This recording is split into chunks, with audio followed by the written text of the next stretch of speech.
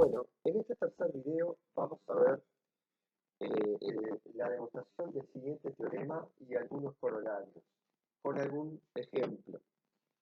El teorema dice que sea x tau y tau prima espacios topológicos y dada la función continua f de x tau al espacio y tau prima, si A es un subconjunto conexo de x, entonces la imagen de f de A es conexo. Eso es lo que me está diciendo este teorema. Entonces, la demostración la vamos a hacer por el absurdo siguiendo la siguiente idea. Tenemos el conjunto X, aquí tenemos el subconjunto A, tenemos el I, donde va a venir el f de A, ¿sí? Y sabemos que vamos a suponer, por absurdo, suponemos que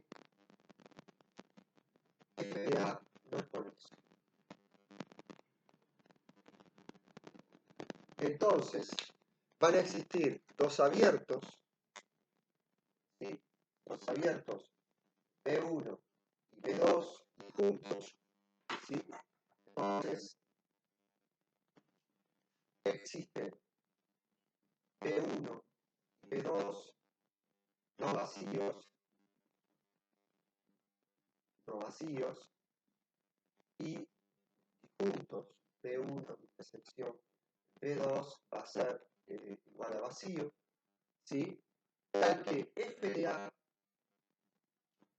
va a estar contenida en la unión de F1 con, perdón, la unión va a estar contenida en la unión de F1 con B2. Vemos entonces que la intersección de f de A con B1,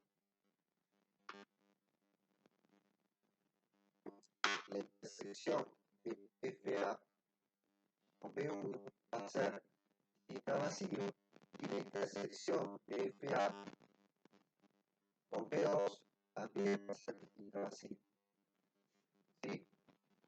Y lo llamaremos B1 y 2.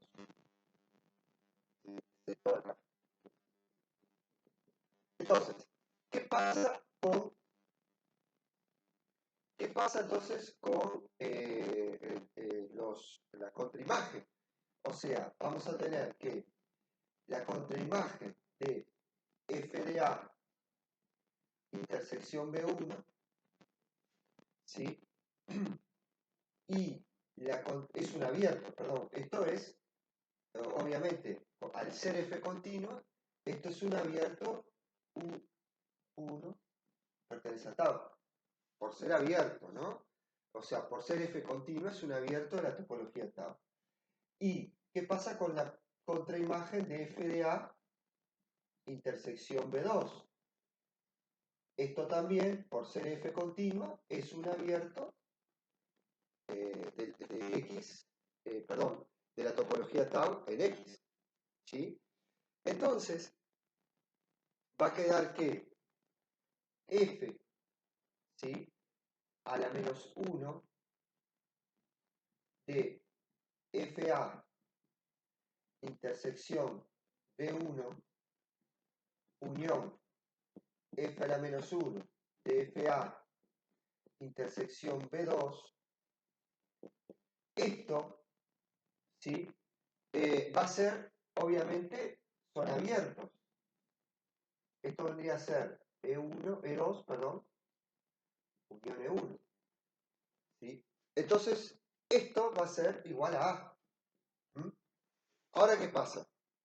Estos abiertos, f de A intersección B1 y f de A intersección B2, son no vacíos y a su vez son disjuntos. Entonces me quedó que A queda escrito como la unión de dos abiertos disjuntos y no vacíos. Por lo tanto, vamos a tener que hay una contradicción, pues dijimos que A era conexo. Entonces, como la contradicción provino de suponer que f de A no es conexo, queda probado que f de A es conexo. Probemos entonces algunos corolarios. El corolario 1 dice que si x tau es conexo y f de x tau a i tau prima es continua, entonces el espacio f de x con la topología tau prima es conexo. Vamos a ver que la demostración es inmediata, ¿sí? Aplicando el teorema 2. Si nosotros aplicando el teorema 2, tenemos que x tau conexo. Por lo que sabemos que x es un subconjunto de sí mismo. ¿Sí? Y f de x tau en i tau prima es continuo. Entonces sabemos que la imagen de cualquier conjunto conexo a través de una función continua es continua. Por lo tanto, queda probado por teorema 2 que f de x con la topología tau prima también es conexo. Corolario 2. La conexidad es invariante topológica. Bueno, este es otro corolario del teorema 2 que afirma que si tenemos un espacio topológico x tau conexo y una función continua que lleva elementos de x tau al espacio i tau prima, siendo un homeomorfismo, entonces i tau prima es conexo. Recordemos lo que es un homeomorfismo, ¿no? Un homeomorfismo es que f es, inyectiva, es 1, 1, es continua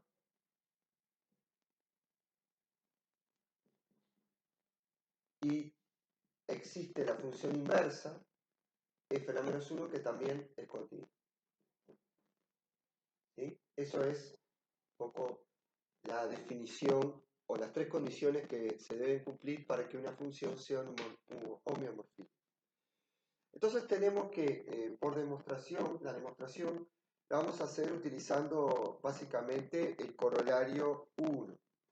Tenemos que x es un conjunto propio de sí mismo, o sea, podemos considerar que x está incluido en x.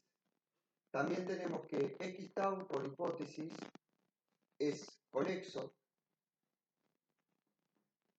y que f, al ser un homeomorfismo, es continuo. ¿Sí? También sabemos que al ser continua es biyectiva, es inyectiva y a su vez es sobreyectiva y por lo tanto es biyectiva. Entonces, para todo x1 perteneciente a x y para todo x2 perteneciente a x, f de x1 va a ser igual a f de x2 si x1 es igual a x2. Entonces, tenemos que, aplicando el corolario 1, tenemos que f de x, que es igual a y, con la topología tau prima, es conexo. Lo mismo ocurre, obviamente, si yo sé que este espacio i tau prima es conexo, quiero saber si este espacio x tau es conexo, pero sé que la función f es un homeomorfismo, o probé que la función f es un homeomorfismo, entonces puedo aplicar lo de la función inversa, ¿no? Que como f es continua y es un homeomorfismo, es sobreyectiva, es inyectiva y por lo tanto es invertible, entonces puedo hallar la función inversa y aplicar justamente al revés este corolario para probar que este espacio es conexo. Tenemos entonces como un tercer corolario el siguiente. Si A es un subconjunto de X conexo y B no es conexo, y f es una función continua del espacio x tau a sí mismo, los espacios a tau y b tau no son homeomorfos. Demostración por absurdo. Supongamos que f de a tau en b tau es homeomorfo.